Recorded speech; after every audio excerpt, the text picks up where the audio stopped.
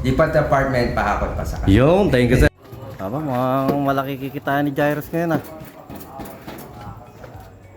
Mukhang ako wala kikitain ah. Tay, magkano kita ni Jacob? Oh, may 20 ka na. Yung lipat apartment, pauto sa kahit tawag lang kami na bahala. At ito na nga, meron kami ikatlong client niya yung araw na ito, bigla ang tawag lang yan. At ito nga, kasama pa rin natin yung dalawang bata at saka syempre kasama natin si Jimwell at saka si Patrick. At ito nga sinasabi ko dito, nakakatatlong bakit na kami, kaya paldo-paldo itong dalawa na ito. At yun, maraming salamat sa mga client ng Greenquire at sa mga nag-share ng mga videos natin. At yun, sa mga kailangan ng truck dyan sa lipat apartment, yun, chat nyo lang po kami sa Pahakot Pasakay sa aming page na Pahakot Pasakay para kahit pa paano doon natin mapag-usapan yung mga detalye kung kailan kayo lilipat, kung ano mga kailangan nyo truck driver o kung kailangan nyo rin ng mga taga-buhat. Meron din tayo mga malakasan mga taga-buhat, depende sa mga gamit na ipabubuhat. At kaya nga puro unang sinasabi namin sa mga client na nag-inquire, kung pwedeng i-send yung mga gamit na ipapahakot para matansya namin kung gaano kabibigat at kung gaano karami yung mga gamit pa, at kung may second floor sa paglilipatan para kahit pa paano makapagbigay kami ng rate na naangkop naman syempre sa mga papahakot nyo. At yun, maraming salamat syempre sa mga nakikipag-cooperate. At syempre ito, mga kasama natin yung mga bata nito dahil nga wala silang mga pasok, gustong rumakit. Yan, nakakasama natin yan. At tinetrain natin habang bata para na-experience nila yung sarap ng pagtatrabaho at kumikita sila na nabibili nila yung gusto nila. At ito nga yung mga kapitbahay natin, dalawa naman dito, si Patrick at saka si Jimwell. At itong bata natin, si Jacob, nakakita nyo naman. Mga basa-basa lang ang mga pinagubot. Pero yun, tumatatak sa mga isip ng mga bata na yan. Parang naglalaro lang pero may kukwento nila balang araw yan na kami ng mga bata kami nasasama na kami sa mga ganyan trabaho. At gusto natin maging masaya yung experience nila sa mga ganyan. Kahit na syempre hindi nakakasama sa binabayaran ng client natin yan, pero tayo'y nagbibigay din sa mga bata na yan, na ating mga junakis. At saka ito nga, syempre challenging tong pinagdala ng gamit dahil second floor, napakatarik nung hagdanan, nakipot din ako pero dahil sa lakas ng mga taga-buhat natin, nakaya yung mga ilang bagay. At meron din kaming cabinet dyan na binaklas dahil talagang hindi kakayanin yung bigat sa pag-aakyat at hindi rin talaga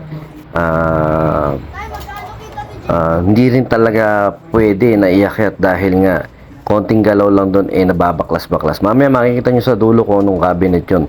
Kaya sa mga nagtatangkang bumili ng ganong cabinet, iwasan nyo na dahil napakahirap buhatin at napakahirap din gawin, sayang lang yung pera nyo. Siyempre, hindi ko nasasabihin dito daw. Sabihin, sinisiraan natin yung mga gumagawa ng ganon.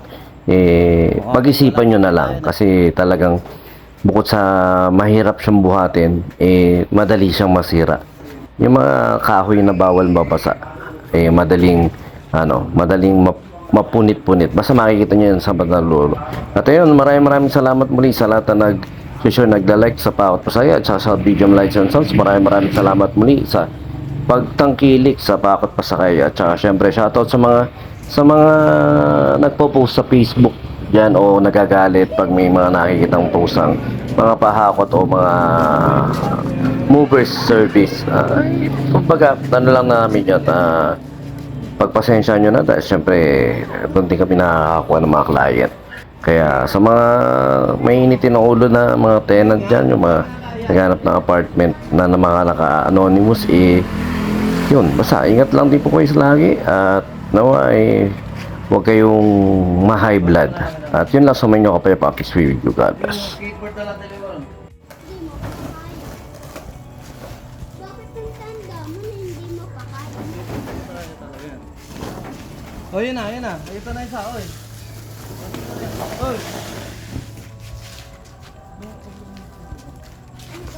Konti na lang. Pinakamabigat na lang. Meron pa sa ibabaw ah. Yung huli nyo na yung naunahin nyo na nandun doon sa taas. Uy, tatay, kaya ko na. Tama. Paldo. Jimuel, bumili pa ng vape. Shout out daw kay Bongbong. Pakakaraw ko ting. Yari ka kay Bongbong.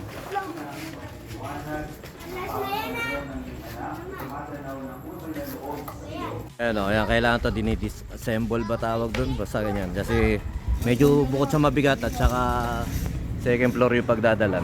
Medyo lumuluwag-luwag kasi yan habang nag-ano. Kaya dinidisassemble namin para mas madali siya iangat. Tsaka ron para para hindi masyadong masira. Oh, bahala na silang bumuo dyan. May dinidisassemble.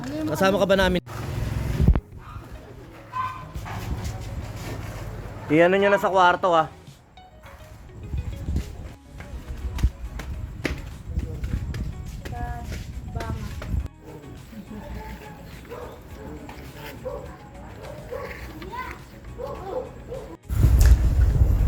Lipat apartment, pahakot pa sa kanila. Yung, thank you sir.